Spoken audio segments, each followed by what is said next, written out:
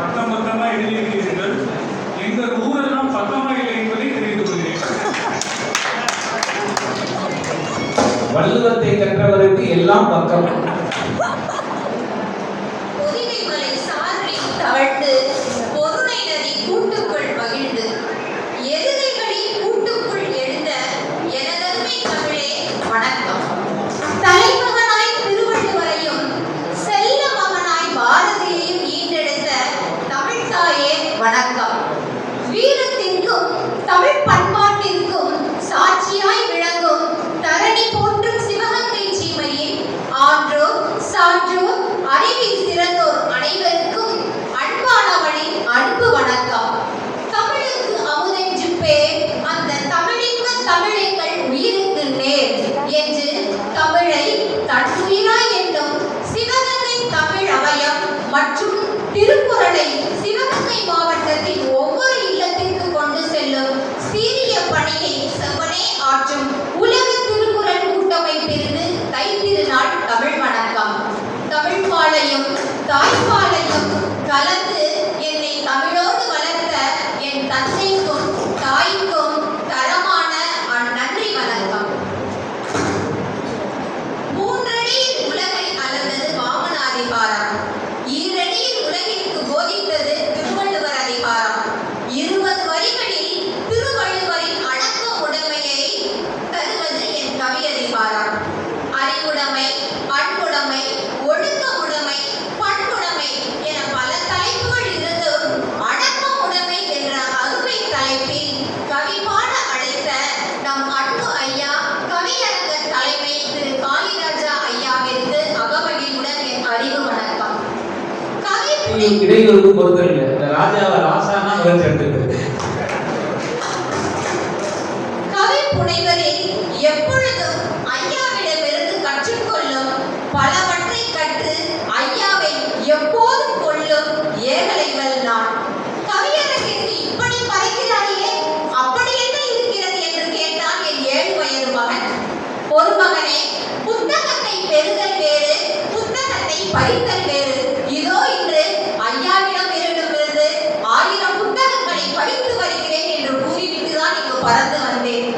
ஆங்கிலம் படித்த என்னை அவ்வப்போது தமிழை சுவாசிக்க வைப்பது இது போன்ற தமிழ் இலக்கிய குணங்களும் தமிழ் சான்ற பெருமக்களும் தான். சிறிய பிழைகளை பெரிய மனதுடன் எனவே பொறுத்தருளார். என் கவியின் கடைசி நொடி வரை காத்திருந்து கவி பாட கவி பருக கனிவோடு வேண்டுகிறேன். ஏனெனில் இன்று என் வீட்டு நூலகத்திற்கு எப்படியேனும் ஐயாவிடம் இருந்து ஒரு புது புத்தகத்தை பறித்து சென்று பிறந்த நாள் கொண்டாட வேண்டும். கவி தலைப்பு அடக்கமுடைமை. கவி தலைப்பு அடக்கமுடைமை. எரிக்கப்படுவோம் என தெரிந்தும் விளக்கேற்ற காத்திருக்கின்றன தீக்குச்சிகள் அடக்கமாய் பெட்டிக்குள். எரிக்கப்படுவோம் என தெரிந்தும் விளக்கேற்ற காத்திருக்கின்றன தீக்குச்சிகள் அடக்கமாய் பெட்டிக்குள்.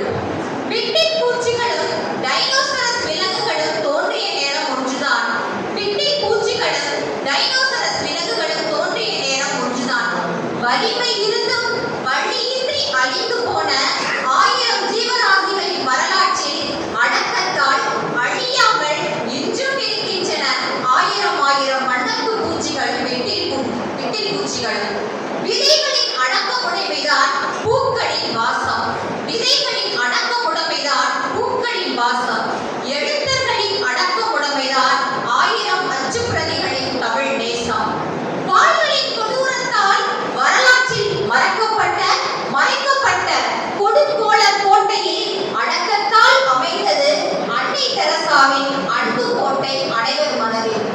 உன்னை நீயே கொண்டாடு, உன்னிடம் உள்ளவற்றையும் நீயே கொண்டாடு என புறப்பட்டது கிரேக்கத்து அடக்கமுடைமை சாக்ரட்டிஸ் தத்துவத்தில். அகிம்சை, அமைதி, அற வழி என நெறி சார்ந்த வாழ்வியலை உணர வைத்தது போதி மரத்து அடக்கமுடைமை புத்தரின் போதனையில்.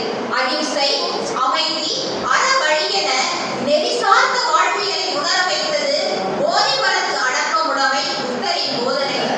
அறியா பருவம் முதல் தன்னடக்கம், நாவடக்கம், புலனடக்கம் தமிழ் ஆன்மீகத்தை தலைமுறை தாண்டி தரணிக்கு தந்தது கல்வி